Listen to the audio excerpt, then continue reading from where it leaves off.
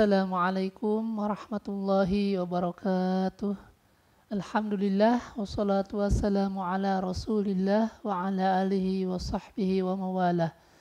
Kaum muslimin wal muslimat yang kami cintai, pada malam hari ini insyaallah kita akan melanjutkan kajian kitab Ushulus Salasah, dan pertemuan yang kelima ini kita akan membahas mengenai larangan Allah yang paling besar ya. Jadi kalau di pertemuan kemarin kita membahas tentang perintah Allah yang paling agung ya.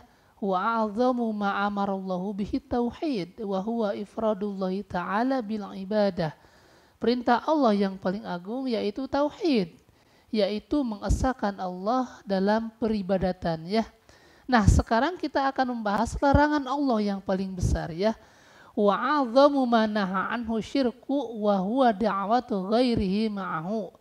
Sedangkan larangan Allah yang paling besar adalah syirik, yaitu menyeru kepada selain Allah tetapi dia juga menyeru kepada Allah. Wa dalilu qauluhu ta'ala wa'budullaha wa la tusyriku bihi syai'a. Adapun dalilnya yaitu firman Allah Subhanahu wa taala di dalam surah An-Nisa ayat 36, maka sembahlah Allah dan jangan menyekutukannya dengan sesuatu apapun ya.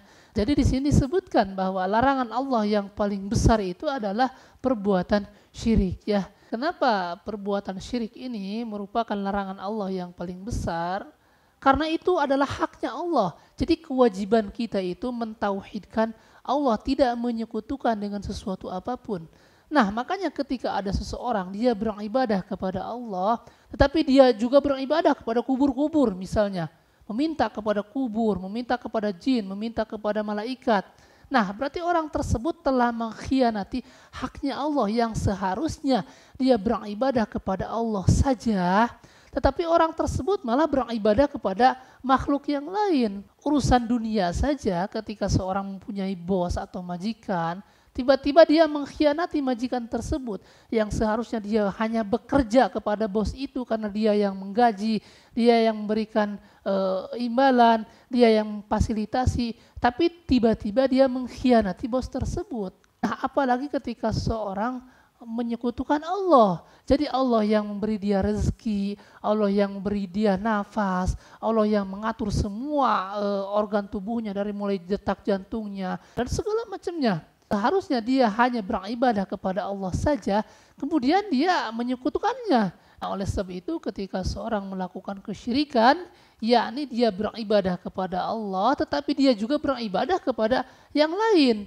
Dia meminta kepada Allah tetapi dia juga meminta kepada yang lain, maka orang tersebut telah mengkhianati haknya Allah. Nah, makanya ketika orang melakukan kesyirikan, maka dia telah melakukan larangan Allah yang paling besar ya.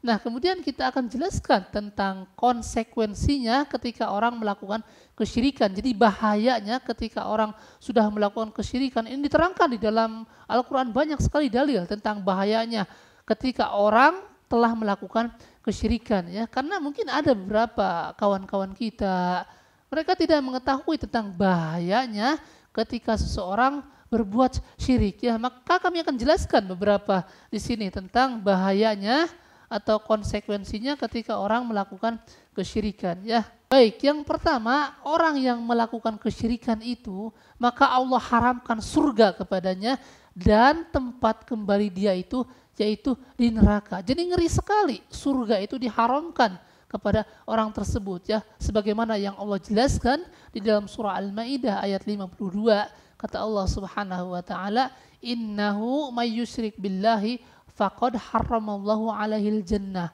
wa ma'wahun nar wa malil zalimina min ansar.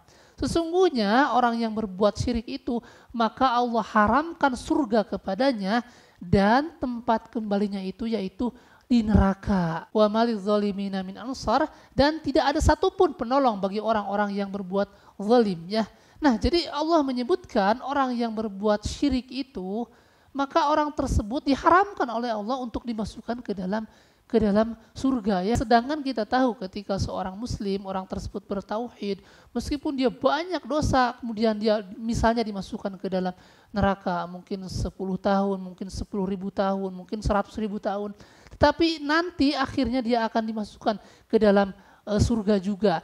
Nah, tetapi orang yang melakukan kesyirikan, kata Allah Subhanahu wa taala, orang tersebut diharamkan untuk masuk ke dalam surga dan tempat kembalinya dia itu yaitu ke neraka ya. Jadi ngeri sekali ya ketika seorang melakukan kesyirikan, maka orang tersebut itu Allah haramkan masuk ke dalam surga dan tempat kembalinya dia itu yaitu ke dalam neraka. Kemudian di dalam ayat yang lain, orang yang melakukan kesyirikan, maka orang tersebut akan hapus seluruh amalnya ya. Jadi jangankan kita, nabi saja kalau berbuat syirik, maka itu akan hapus seluruh amalnya.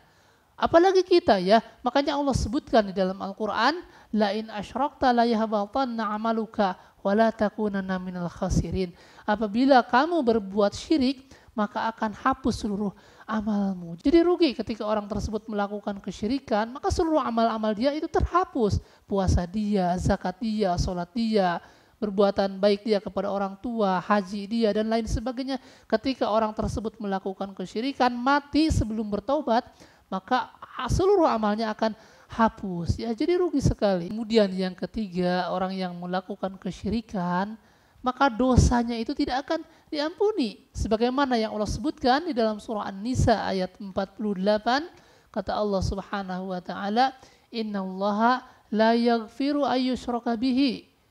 Sesungguhnya Allah tidak akan mengampuni dosa syirik. Wa yaghfiru ma duna dzalika liman yasha, dan Allah akan mengampuni dosa selain syirik. Jadi ngeri sekali ya. Allah tidak akan mengampuni dosa syirik, tetapi Allah akan mengampuni selain daripada dosa syirik ya. Jadi kalau kita lihat dalil-dalil yang menyebutkan tentang konsekuensinya atau bahayanya orang berbuat syirik itu banyak sekali ya. Seperti di dalam surah Luqman ayat 13, Allah juga menyebutkan inna syirka la zulmun azim. Sesungguhnya syirik itu merupakan kezaliman yang sangat besar. Kemudian perbuatan syirik ini merupakan dosa yang sangat besar. Sebagaimana yang Allah sebutkan di dalam surah An-Nisa ayat 48. Kata Allah Subhanahu wa taala, "Wa may yusyrik billahi faqad iftara itsman 'azima." Barang siapa yang berbuat syirik, maka dia telah melakukan dosa yang sangat besar ya. Dan tentunya masih banyak lagi dalil-dalil baik di dalam Al-Quran atau di dalam hadis tentang bahayanya ketika orang melakukan kesyirikan ya. Tetapi kita sebagai orang yang beriman, yang percaya dengan hari akhir, jangankan mendengarkan puluhan dalil, mendengar satu dalil saja yang menyebutkan bahwa ketika orang berbuat syirik, maka Allah akan haramkan surga kepada orang tersebut. Satu dalil ini saja sudah cukup bagi kita, sehingga kita bisa menjauhi perbuatan syirik tersebut. Dan kita jangan bosan mengingatkan manusia agar mereka menjauhi perbuatan syirik, karena di zaman sekarang ini masih banyak orang yang melakukan kesyirikan. Mereka mendatangi kubur-kubur kemudian meminta kepada penghuni kubur tersebut, meminta ingin cepat dapat jodoh, meminta ingin agar mendapatkan kekayaan, meminta agar jabatannya naik. Kemudian dia meminta agar dipilih oleh rakyatnya. Kemudian dia meminta agar usahanya maju. Kemudian dia meminta agar dagangannya laris. Dan lain sebagainya ya. Dan jangan katakan, oh kami tidak meminta kepada kubur-kubur. Ini fakta, banyak sekali. Silakan antum tanyakan kepada orang-orang yang pernah diajak ziarah oleh kiainya ke kuburan tersebut. Mereka meminta kok. Ada yang minta agar dagangannya laris, ada yang minta cepat dapat jodoh, ada yang minta segala macam diminta ya. Nah, ketika kita sudah menjelaskan seperti ini, mereka nanti akan mengatakan, oh berarti itu salafi mengharamkan ziarah kubur. Salah lagi ya. Bukan mengharamkan ziarah kubur, tetapi melarang agar jangan minta-minta ke kuburan, karena itu perbuatan syirik ya. Kalau ziarah kubur sunnah ya. Rasulullah SAW menyebutkan, zurul kubur fa innaha tudzakirukumul akhirah. Ziarah kuburlah kalian, sebab ziarah kubur itu mengingatkan terhadap akhirat ya. Tetapi ziarah kubur itu yang dilakukan apa? Ziarah kubur itu yang dilakukan 3. Pertama, ketika masuk ke pekarangan kuburan kaum muslimin, dia mengucapkan salam seperti assalamualaikum ahla diyar minal muslimina wal mu'minin wa inna insyaallahu bikum lalahikun, dan seterusnya. Kemudian Dia mendoakan penghuni kubur tersebut seperti Allahumma gfirlahu warhamhu wa'afihi wa'afu anhu, atau dia mendoakan, ya Allah semoga orang tersebut mendapatkan nikmat kubur, semoga diterima semua amal ibadahnya, semoga dia mendapatkan rahmat Allah dan lain sebagainya. Kemudian yang ketiga, kita mengambil ibrah atau pelajaran bahwa kita pun akan meninggal dunia, sehingga kita akan terus mengingat tentang kehidupan akhirat. Makanya Nabi sebutkan zurul kubur fa innaha tuzakirukumul akhirah. Ziarah kuburlah kalian, sebab ziarah kubur itu akan mengingatkan terhadap kehidupan akhirat. Nah, jadi ketika seorang datang ke kuburan itu dia harus mengambil ibrah bahwa dia pun akan meninggal dunia. Kemudian dia akan mengingat tentang kehidupan akhirat, bagaimana nanti di alam barzah, bagaimana nanti di padang mahsyar, bagaimana ketika menghadapi hari perhitungan, bagaimana ketika dia mendapat buku catatan amal, bagaimana ketika di mizan, bagaimana ketika dia akan melewati sirat, bagaimana tentang neraka, terus merenung. Sehingga pikiran dia akan terus mengingat tentang akhirat. Akhirnya dia zuhud terhadap dunia, ya. Nah, oleh sebab itu ketika orang datang ke kuburan itu, maka dia harus melakukan 3 hal tersebut. Pertama, mengucapkan salam, kemudian dia mendoakan mayit tersebut, kemudian dia mengambil pelajaran bahwa dia pun akan meninggal dunia, bukan malah datang ke kuburan minta-minta kepada penghuni kubur. Dan ini banyak, jangan katakan, Ustaz jangan seenaknya memfitnah orang datang ke kuburan minta-minta. Ini fakta terjadi. Banyak orang ketika datang ke kuburan dia minta-minta. Silakan antum cek kepada santri-santri yang mungkin diajak oleh gurunya untuk ziarah ke kubur-kubur kemana misalnya, ya, dengan bahasa wisata religi atau apapun namanya. Mereka itu disuruh minta kok di sana. Ada yang minta agar ingin cerdas, ada yang minta agar ingin mendapatkan jodoh yang soleh-soleha. Jadi permintaannya bagus, tapi sayang sekali dia memintanya kepada penghuni kubur. Kenapa dia tidak meminta kepada Allah, ya? Bukannya disebutkan yanzilu rabbuna tabaraka wa ta'ala kulla lailatin illa sama'i dunya hina yabqa sulusul lail akhir. Rabb kita turun ke langit dunia di setiap malam di sepertiga akhir malam. Barang siapa yang meminta ampunan maka akan Allah ampuni. Barang siapa yang meminta maka Allah akan kasih. Nah, ketika orang mendatangi kubur kemudian minta kepada penghuni kubur, itu tidak diragukan lagi, itu adalah kesyirikan, ya. Jadi hati-hati ketika antum misalnya diajak oleh kiainya atau diajak oleh kawan untuk ziarah kubur, hati-hati. Antum datang ke kuburan itu bukan untuk meminta kepada penghuni kubur, bukan, tetapi untuk mendoakan penghuni kubur. Dia saja kesusahan, dan perlu kita ketahui bahwa orang yang sudah meninggal itu yang dikubur itu tidak akan bisa mengabulkan doa. Kata Allah Subhanahu wa taala apa? In tad'uhum la yasma'u du'aakum walau sami'u mastajabu lakum. Kalau kamu minta kepada orang yang sudah dikubur, itu mereka tidak akan bisa mendengar doa kalian. Walau sami'u, seandainya dia bisa mendengar, misalnya atas izin Allah, dia bisa mendengar, mastajabu lakum, maka dia tidak akan bisa mengabulkan doa kalian. Jadi Allah sudah menyebutkan bahwa penghuni kubur itu tidak akan bisa mendengar doa kalian. Sekalipun bisa mendengar, maka dia tidak akan bisa mengijabah doa kalian. Jadi kenapa harus meminta kepada penghuni kubur? Minta kepada Allah, ya, apapun minta kepada Allah.